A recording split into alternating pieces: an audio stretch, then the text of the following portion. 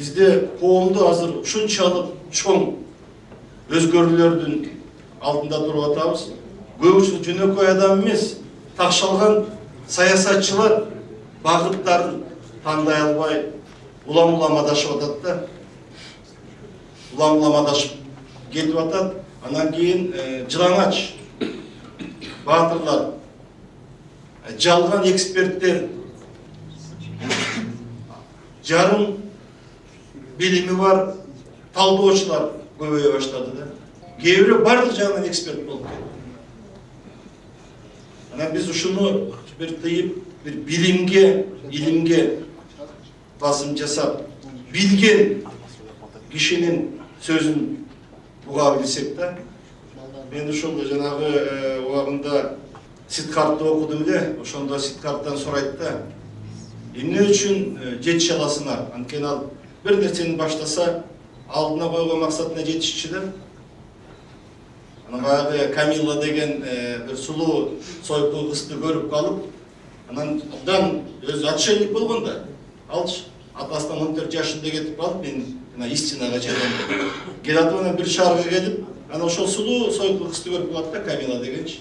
Анан ушундай жаман кийим менен барып турат, карап туруп, анан тиги айтат, эмне турасың дейт. Анан тиги айтат, мен сени каалап атам дейт. Бул мүмкүн эмес дейт. Эмне үчүн дейт? Сенде 3 нерсе болуш керек дейт. Биринчиден сен жакшы кийинишиң керек дейт. Экинчиден сен ал убакта жуунуп, жакшы кийинип. Экинчиден чачыңды тарап, чачыңды май менен сылашың керек дейт. Сыйпашың керек дейт. Ал убакта жанагы эфир ошондой болчу да. Анан үчүнчүсү чөнтөгүндө акча болуш керек дейт. Ал карап туруудан кетип калат. Анан эртеси күнү тиги Камилла карайт, минтип карап турса, тиги көзүн тааныйт да, карап турат ушундай.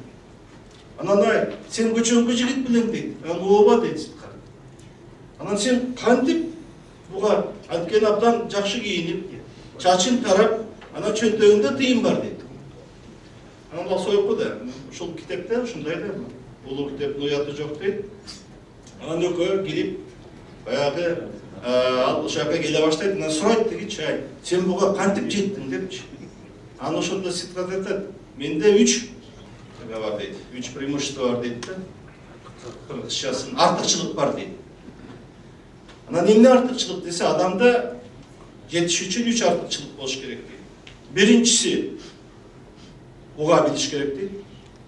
Ар бир адамды мен уга билем дейт. Экинчиси мен күтө билем дейт. Үчүнчүсү мен ойлоно билем дейт. Биз азыр уга билбей калдык. Укпайбыз көп нерсени.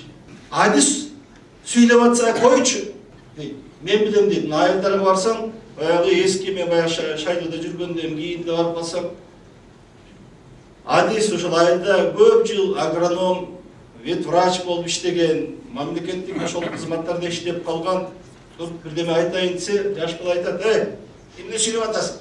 Токтоңузчу дейт. Мен билем дейт, мен сүйлөйм дейт. 5 кишини башкарып көргөн эмес. Колунда адиси да жок, өнөрү да жок, бирок мен билем дейт. Биз ушуну укпай калдык. Экинчиден биз күтө билбей калдык. Шашабыз дайыма. Бар деле бүгүн болуп кетсе да, бирок өзгөрүү үчүн узун жол керек, анан туруктуулук керек. Үчүнчүдөн биз ойлонбой калдык. Эч нерсени ойлонбой калдык да. Ойна келгенди сүйлөйт.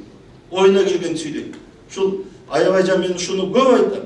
Өзүмдүн жакын билгендеримде, өзүмдүн үй бүлөмдө мен айылымда ушул маданиятты калыптансы деп, аяка анткени сөзүң күчтүү болуп жетет да, башка жерге барсаң бул эмнени терсинде эле үйрөтүп атат дейт. Үйдө кичине угат, ушул өзүбүздүн үрп адатыбызды, салтыбызды, аталардын сөзүн, баскан турганын кулук мүнөзүн калыптандырып кармап калышыбыз керек. Анткени бизге бүгүн байлап атканда, бизди мажбурлап атканда, таптакыр башка өлкөнүн, башка улуттун маданиятын, көз карашын, кийимин кийгизебиз деп аткандар. Биз мындан ушундай мына берде элитип отурабыз, Россиякын ушуну көп айтат. Биз айтышыбыз керек элге чыгып. Жайылышыбыз керек. өзүбүздүн баалуулуктарды сактап калыш керек. Анан кийин мисалы динге жамынып алып, арабтын кулк мүнөзүн, кийимин алып келебиз дегендер бар. Жо тиги Пакистандыктын, жо Бангладештикин алып келебиз дегендер бар. Биз булардан кетишибиз керек. Анткени кыргызды кыргыз кылган идентификациясы бул биздин тилибиз, биздин ички дилибиз, биздин үрп-адатыбыз, маданиятыбыз, салтыбыз, башыбызда ак калпак, ак жоолук кийинип жүргөн баягы улутубуздун, элибиздин кийимдери. А экинчи гана биз динибиз ислам болуп турат да. Дин менен улутты айырмаштаганга болбойт.